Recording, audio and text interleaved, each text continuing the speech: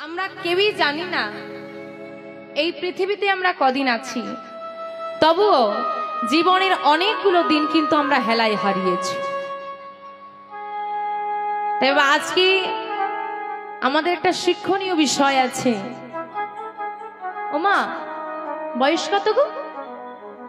বলে কেন, এই তো 40 হলো। তাই তো, গলায় তুলসীর মালা নেই তো? হ্যাঁ আছে? নেই? 40 পার হয়ে গেছে, গলায় তুলসীর মালা নেই। আবার যে নেই সে কি বলে ফেললো রে বাবা মেয়েটা। বলে কেন মালাটা নেই কেন? বলে দাঁড়া, এই তো সবই 40, 70 পার হোক। হ্যাঁ, এখন চোখটা ভালো আছে, এখন এই জগতের কাণ্ড কারখানাগুলো দেখে নি। যখন চোখটা একদম বাতিলের খাতায় পড়ে যাবে, বাইরে আর বেরোতে পারবো না, তখন বসে বসেই অন্ধ চোখ দিয়ে গোবিন্দের সেবা। এখন ক্যাশ বাক্সের চাবিটা আমার কাছে না, চাইলেই গয়নাগাটি কিনছি আর পড়ছি, তো তুলসীর মালা পরে কি হবে? তো বাবা 70 পার হলে হরিনাম করবে, গোবিন্দ সেবা দেবে, দীক্ষা নেবে, গলায় তুলসীর মালা নেবে ভেবে রেখে দিয়েছে। 50 না পেরোতে পেরোতে হরি বল হরি ওপরে চলে গেল, বিচার বসলো। দেখো দেখো দেখো কি হলো, সারা জীবনে কতবার হরি বললো দেখো। বলে ঠাকুর হরি বলেনি। বলে কেন বলনি কেন? কি গো সারা জীবনে? বলে বলবো কি করে বলো বাপু, আমি তো ভেবে রেখেছিলাম 70-এর পর করবো, তুমি 50-এই টিকিট কেটে নিয়ে। বলে 70-এর পর করবে, আমি কি তোমাকে গ্যারেন্টি দিয়েছিলাম তুমি 70 বছর ঠিক?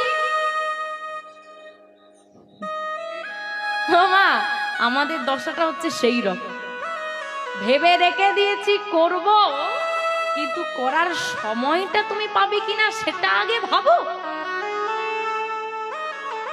আমরা বলি বয়স হলে হরিনাম করব, একটা কথা মাথায় রাখবে মা, বৃদ্ধ হলে কখনো গোবিন্দ কৃপা পাওয়া যায় না।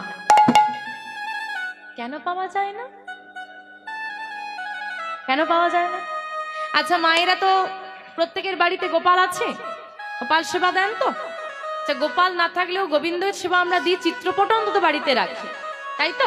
সবার বাড়িতে আছে, সবাই সেবা দাও, ফুল তুলে গোবিন্দের পূজা করো। কি ফুল দাও? 3 দিনের পচে যাওয়া বাসি ফুলটা না টাটকা ফুলটা? বাসিটা? টাটকা ফুলটা দেন। একটা কথা চিন্তা করে দেখুন তো বাবা, যখন ফুলটাই পচন লেগে যায়, বাসি হয়ে যায়, সেটা গোবিন্দের চরণে দিতে দ্বিধা হয় না? পচা ফুলটা আমরা কি করি? ফেলে দিই। ফেলে দিই তো? যেটা সুন্দর থাকে, রসময় থাকে। ফুলের বোতল রস না থাকলে ভালো লাগে না, শুকনো হয়ে গেল। যেটা রসময় থাকে সেটাই গোবিন্দের চরণে দিই। হ্যাঁ গো, তোমার কি 50 পেরিয়ে গেলে রসময় দেহ থাকে? 50 পেরিয়ে গেলে মনে কি রস থাকে, প্রেম থাকে? যখন জন্ম নিয়েছিলাম মনটা ভগবানকে দিলাম, একটু বড় হলাম মনের ভেতরে ভালোবাসা ছিল, সেটা পিতা মাতার মধ্যে ভাগ করে দিলাম। আর একটু বড় হলাম ভাই বোন আত্মীয় পরিজন তাদের মধ্যে ভাগ করে দিলাম। ওই ভালোবাসাটাই যখন স্কুলের গণ্ডি পার করলাম তখন বন্ধুদের মধ্যে দিয়ে দিলাম। যত বয়স বাড়ছে বন্ধু বাড়ছে, তাদের মধ্যে ভালোবাসা ভাগ করছি। দেখতে দেখতে আমি যৌবনকালে গেলাম, স্বামী স্ত্রীর মধ্যে ভালোবাসাটা ভাগ হয়ে গেল। ওই ভালোবাসারই যখন সন্তান হলো তাকে দিলাম। আবার সন্তান যখন বড় হলো, বৌমা এলো, তাকে ভালোবাসাটা দিলাম। যখন নাতি নাতনি হলো তাকে ভালোবাসাটা দিলাম। দিচ্ছি মনটা কটা? একটাই। ওখান থেকে ভালোবাসাটা সবাইকে দিচ্ছি। একটা রসগোল্লার থেকে রস নিচড়তে নিচড়তে একটা সময় এসে সে নিরস হয়ে যায়, তারপরে তাকে পিষে ফেললেও তার মধ্যে থেকে আর রস বেরোয় না। একটাই মন, ভালোবাসা দিতে দিতে দিতে দিতে একটা সময় এমন হয়ে যাবে ওই মন থেকে আর এক ফোঁটাও ভালোবাসা আমার গোবিন্দের চরণে দেওয়া যায় না। তাই যতক্ষণ তোমার হৃদয়ের মধ্যে ওই প্রেম রূপ রস আছে, সেই সময় না দিয়ে যখন চোখটা কেজো হয়ে গেল, ভালো জিরে বললে কালো জিরে শোনে। কীর্তন শুনতে যাবে ঠাকুমা, হাঁটু মুড়ে বসতে পারি না, ফুলে যেমন পচন লেগে গেলে সেটা গোবিন্দ সেবায় লাগে না, দেহে তেমন বার্ধক্য এসে গেলে, সব খারাপ হয়ে গেলে সেটাও আর গোবিন্দ সেবায় লাগবে না। বাল্য বয়সে কৃষ্ণ ভজে কৃষ্ণ পাওয়ার আসে, কৃষ্ণ পাওয়ার আসে, যৌবনে কালে কৃষ্ণ ভজে কৃষ্ণ আসে না, আসে না আসে, বৃদ্ধ বয়সে কৃষ্ণ ভজে জমের তরাসে, জমেরো জমেরো জমেরো তোরা আসে। বাল্য বয়সে কৃষ্ণ ভজে কৃষ্ণ পাওয়ার আসে, যৌবনে কালে কৃষ্ণ ভজে কৃষ্ণ আসে বা নাই আসে, আর বৃদ্ধ বয়সে কৃষ্ণ ভজে কি বললাম, সারা জীবন পরের ক্ষতি করেছি, জম মনে হয় ফুটন্ত তেল আমার জন্যই রেখেছে, এবারও হল। এমন করলে হয় না মা। তাই কেউ ভেবে নেবেন না বয়সকালে এলেই হরিনাম করা যায়। অনেকে মনে করে যতদিন না স্বামীগত হচ্ছে একাদশী করা যায় না। যারা বলে তাদের মতো মূর্খ পৃথিবীতে। যত ব্রত আছে একাদশী হলো সর্বশ্রেষ্ঠ ব্রত, এগুলোই কাম দেবেন না। আজ এখন আছি আমি এখনই গোবিন্দ চরণে যাব, কাল করব, পরশু করব, তারপরের দিন করব। আরে ছাড়ো, আজকে রাত কাটলে কাল চোখ খুলবে কিনা সন্দেহ। তাই সেই বাল্য বয়সে গোবিন্দ পাওয়া যায়, তারই একটি দৃষ্টান্ত। একজন ভক্ত যার বয়স 5 বছর, 5 বছরে গোবিন্দ কৃপা লাভ করেছিল। বৃন্দাবনে যাকে দর্শন করার জন্য এত পুণ্যার্থী যায় তার নাম কি গো? বৃন্দাবনে দেখো, বৃন্দাবনে বহু মন্দির আছে, কিন্তু প্রধান যাকে দর্শন করার জন্য মানুষ যায় তার নাম বাঁকে। বৃন্দাবনে কিন্তু প্রধান, মানে বৃন্দাবনে গিয়ে তুমি যত জায়গায় ঘোরো না কেন, বাঁকে বিহারী দর্শন না করলে সার্থক হলো না। দর্শন করা খুব মুশকিল। ভাবছেন গেলাম মন্দিরে দর্শন করে ফেললাম, এত সোজা নয়। এত লোকজনের ভিড় না সব সময়। এবার বলি কেন। আপনার যত জায়গায় ঘুরে দেখুন, কোথাও দেখবেন রাধা গোবিন্দ মন্দির, রাধা মাধব মন্দির, মদন মোহন মন্দির। এখন স্কন মন্দির অনুকরণে বহু মন্দির হচ্ছে না? রাধা মাধব মন্দির, মদন মোহন মন্দির, রাধা গোপাল মন্দির, এই মন্দির আপনি কিন্তু একাধিক জায়গায় পাবেন।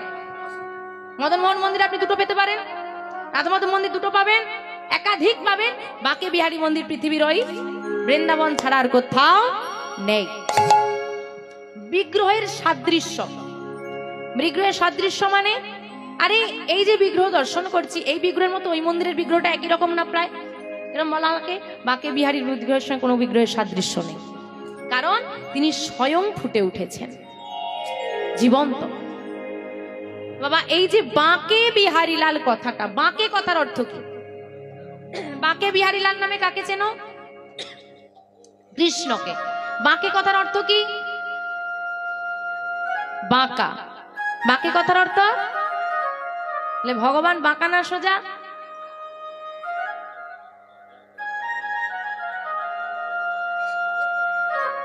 মানুষের মাথায় বুদ্ধি কমতে কমতে এত কমে গেছে না।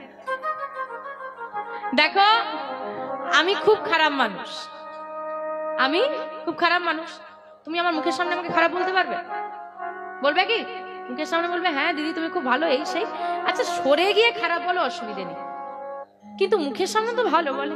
যার নাম শুনতে এসে তো কমসে কম তাকে ভালো বলো। এখানেও বলছো সে মাথা, বাড়িতে গিয়ে বলবে সরাসরি অপমান করছো। ঠিক করে বলো ভগবান বাঁকা না সোজা? এখনো বলে বাঁকা, সোজা। ভগবানের শরীরে যদি একটা পাক থাকতো, না হলেও একটা পাক সোজা করা যায়। কটা পাক আছে গো? 3টে। তাহলে ভাবো তাকে বাঁকা বলবো না সোজা? আর সব থেকে অদ্ভুত বিষয়, যাদের ভগবানই বাঁকা, ভক্তরা কেমন হবে? যাদের রাজাই বাঁকা, প্রজাদের আর কি দশা হবে? কিন্তু গন্ডগোলটা অন্য জায়গায়। ভগবানের কি বাঁকা? দেহ। আর ভক্তদের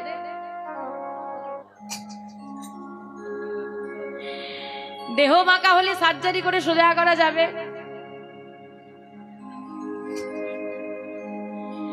যারা তোমার দেহ দেখে তোমাকে ভালোবাসে, বাহ মেয়েটা খুব সুন্দর দেখতে, আকর্ষণ, কি আকর্ষণ, যখন রূপ চলে যাবে, বৃদ্ধ হয়ে যাবে, ভুলে যাবে। হ্যাঁ, সবাই ভুলে যাবে। আজকে যে দাদুটাই ভিড়ের মধ্যে বসে আছে, মাথার চুলগুলো উঠে গেছে, শরীরে টান টান উচকে গেছে, ওই দাদুও যখন রাস্তা দিয়ে যেত এক সময় সবাই বলতো, আহ ছেলেটাকে কি সুন্দর দেখতে হয়েছে বলতো। আজ আর বলে? মাও যখন প্রথম বিয়ে করে বাবা সংসারে এসেছিল বলেছিল, হ্যাঁ লক্ষ্মী প্রতিভার মতো মুখটা, এখন কেউ বলে? যদি তোমার দেহ সুন্দর হয়, যতদিন তোমার দেহের সৌন্দর্য থাকবে মানুষ তোমাকে মনে রাখবে, কিন্তু যদি তোমার মনটা সুন্দর হয়, মানুষ, তুমি বৃদ্ধ তো দূর, মারা গেলেও মানুষ তোমাকে মনে রাখবে। একটা ভালো কাজ হলে মানুষ বলবে, না রে এই ব্যক্তি ছিল যে সাহায্য করতো, ভালো একজন ব্যক্তি ছিল।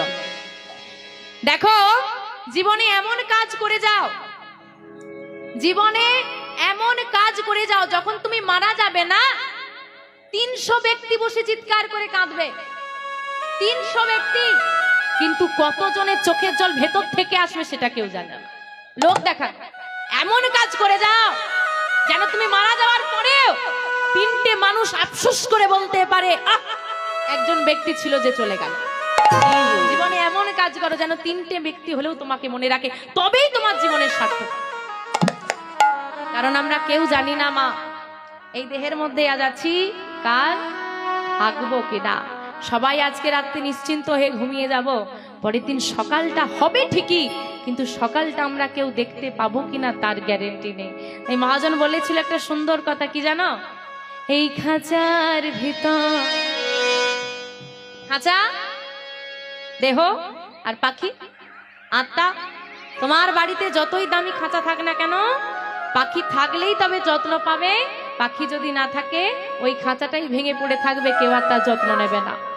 পাখি আছে, পাখি আছে, কত সেজেছি, কত যত্ন নিচ্ছি শরীরের, পাখি উড়ে গেলে এই সুন্দর দেহটাকেই লাঠির বাড়ি মেরে মেরে পুড়িয়ে ছাই করে দেয়। এখন একটা জায়গায় যদি গরম তেলের ফোঁটা পড়ে যায়, কত ওষুধ লাগিয়ে দিলাম, পুরো দেহটা দাউ দাউ করে আগুনে জ্বলবে, কেউ একটু মলম লাগিয়ে দেবে না। তাই বলছে, এই খাঁচার ভিতর আছি, পাখি কেমনে আসে যায়। এই খাঁচার ভেতর অচিন পাখি কেমনে আসে যায়। এই খাঁচার ভিতর আছি, পাখি কেমনে আসে যায়। এই খাঁচার ভেতর অচিন পাখি তোর কেমনে আসে যায়। তারে ধরিতে পারলে মোরা বেরি, ধরতে পারলে মোরা বেরি, আমি ধরিতে পারলে মোরা বেরি, ধরতে পারলে মোরা বেরি, আমি দিতাম পাখির পায় কেমনে আসে যায়। এই খাঁচার ভেতর অচিন পাখি কেমনে আসে যায়। এই খাঁচার ভেতর অচিন পাখি কেমনে আসে যায়। তাই দেহেতে আমরা কদিন আছি জানি না, তো ভগবানের বাঁকা কথাটার বিশ্লেষণ হলো, বাকি রয়ে গেল কি গো? বিহারীলাল। বিহারীলাল নাম ভগবানের নাম নয়। ওই যে বললাম 5 বছরের ছেলে, ওই 5 বছরের ছেলেটার নাম ছিল বিহারীলাল। এখন আমাদের আস্বাদনের বিষয়বস্তু, একটা 5 বছরের ছেলের নাম কি করে বৃন্দাবনে বাঁকে বিহারীর নামে পরিণত হয়ে গেল, সে বিষয়বস্তু আজকে আমরা আস্বাদন করব। আজকে আমাদের আস্বাদনের বিষয়বস্তু বাঁকে বিহারীলাল। শ্রী গুরু নিতাই গৌরী সীতানাথ প্রেমানন্দে হরি হরি হরি হরি বল। কিবা কলি ঘোর তিমিরে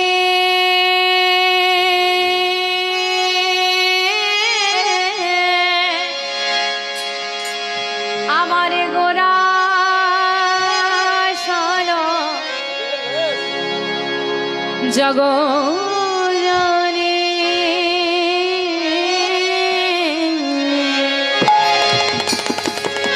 কিবা কলি ঘোর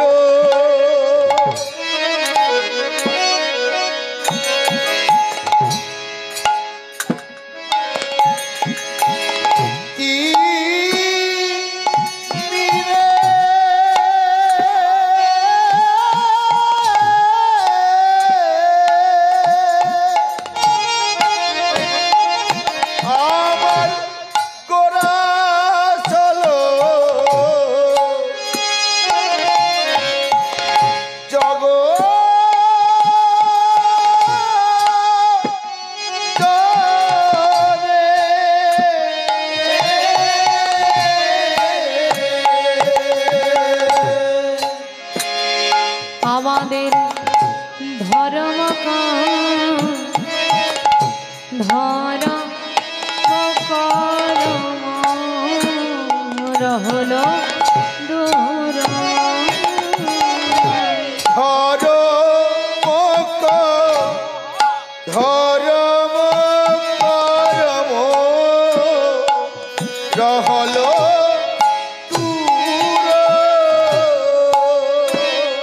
ধর্ম দূরে যে গেল রে দূরে যে গেল রে কলি ঘরতে কলি ঘরতে ওই না প্রতিদিবে উদ্ধারে প্রতিদিবের উদ্ধারে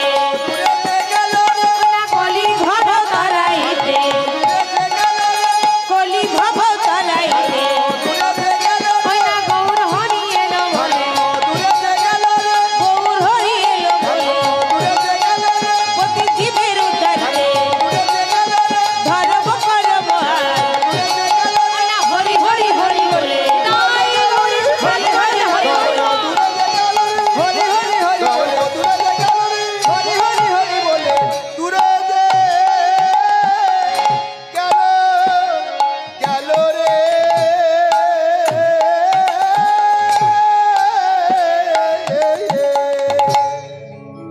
কলি ঘর তিমিরে গোরা আসিল জগজনে ধর্ম কর্ম রহুদু কলি ঘর তিমি এই কলিযুগের তিমির কথার অর্থ হচ্ছে অন্ধকার বলছে এই কলিযুগের যে ঘোর অন্ধকার এই অন্ধকারে নিমজ্জিত হয়ে আমরা ভুলে গেছি কে আমি কোথা থেকে এসেছি কোথায় আমার যাব কি আমার আসল পরিচয় কে আমার আপন কে আমার পর সেটুকু বিচার বুদ্ধিও লোপ পেয়েছে এমন মায়ামোহে আমরা ডুবে গিয়েছি ভুলে গেছি কি উদ্দেশ্যে আমি পৃথিবীতে এলাম কি উদ্দেশ্যে এসেছি মা আমরা আপনার এই হরিবাসরে কেন এসেছেন হ্যাঁ কৃষ্ণ নাম শুনতে পৃথিবীতে কেন এসেছেন কৃষ্ণ ভজিবার তরে সংসারে আইন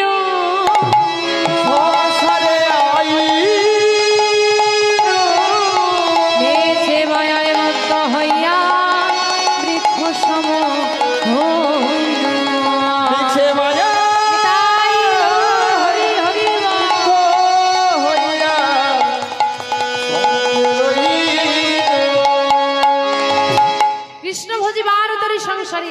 কৃষ্ণ ভজন সাধন করার জন্যই কিন্তু আমাদের পৃথিবীতে জন্ম হয়েছে মিছে মায়ায় বদ্ধ হয়ে বিক্রয় সম হয় মায়াময় আবদ্ধ হয়ে গিয়ে গাছের মতো হয়ে গেছি বাবা ভুলে গেছি কি কাজের জন্য এসেছি আমি কিন্তু মাগো ভুলে গেলে চলবে না আর আমরা ভুলে গিয়েছি বলেই আজ থেকে 537 বছর পূর্বে 1407 শকাব্দের 23 ফাল্গুন 1486 খ্রিস্টাব্দে দোল পূর্ণিমা তিথিতে নদিয়া জেলার নবদ্বীপ ধামে সচি মায়ের কোল আলো করে এসেছিল নিমা যে কলির জীবে দাঁড়ে দাঁড়িয়ে গিয়ে হাতে ধরে পায়ে ধরে অযাচিত ভাবে নামের প্রচার করলো এবং নামের প্রচার করে তিনি বললেন তোমরা কৃষ্ণ বলো যদি আমার গৌর নিতাই দুই ভাই নিজস্ব সমস্ত সুখ ত্যাগ করে ওই কলির জীবে দাঁড়ে দাঁড়ে ঘুরে ঘুরে হাতে ধরে পায়ে ধরে নাম না প্রচার করতো না আজকে সবাই মিলে যে একত্রিত হয়ে বসে নাম শুনছি এটা আমরা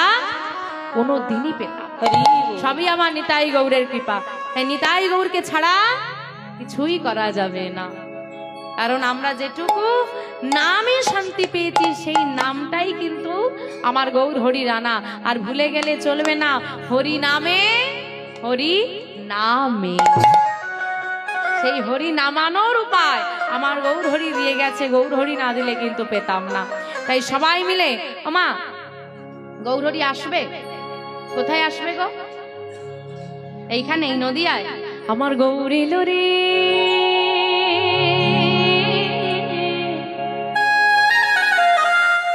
এই সোনার নদিয়া আসবে এই নদিয়ায় এইখানে আসবে আমি বলেছি সোনার নদিয়া বানাতে যদি পারো তবেই আসে নদিয়ায় গেছো কোনোদিন দেখেছো সবাই কিভাবে হরিনাম করে বাহু দুটো তুলে দেখে তাহলে তোলো নদিয়া বানাও তবে না গৌর হর্ষে আসবে আহা উলু ধ্বনি হরি ধ্বনি তাই হরি হরি বল। সবে তো শোনা যায় আমাদের গৌরীর লরে। আমাদের গৌর এলো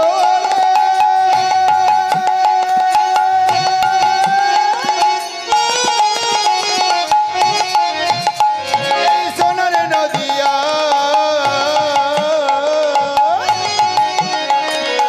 উলুধ্বনি হরিধ্বনি শব্দ শোনা যায় আমাদের গৌর এলো রে।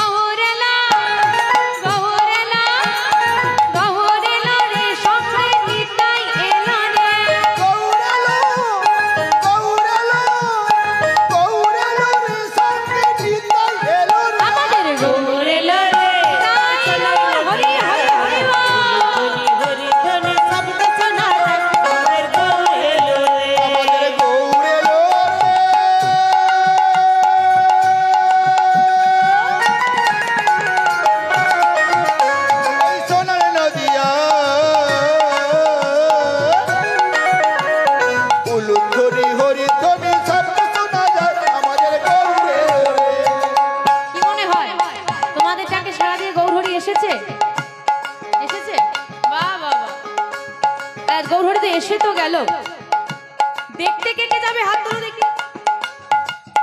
যে গৌরহরিকে দেখতে যাব, ওই পেছন দিকে কি আইলা ঝড় হয়েছে নাকি গো? হাতগুলো সব উড়ে পালিয়ে গেছে। হাত কই চলো। হ্যাঁ বাবা বাবা কে কে তোরা, আরে কে কে তোরা, কে কে তোরা গৌরী দেখবি আইরে ছুটে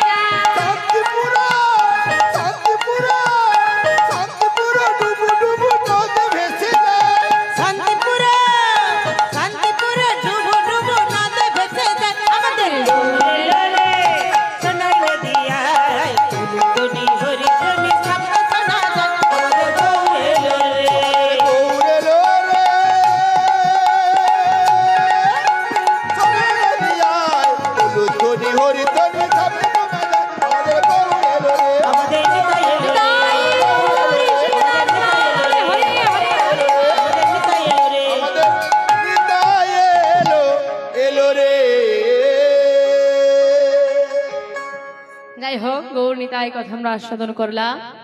আজকে যার নাম বিহারী লাল, তার মায়ের নাম মায়াবতী, পিতার নাম দ্বিজ ঘোষ। মায়াবতী মা ছোটবেলায় পিতামাতা হারা,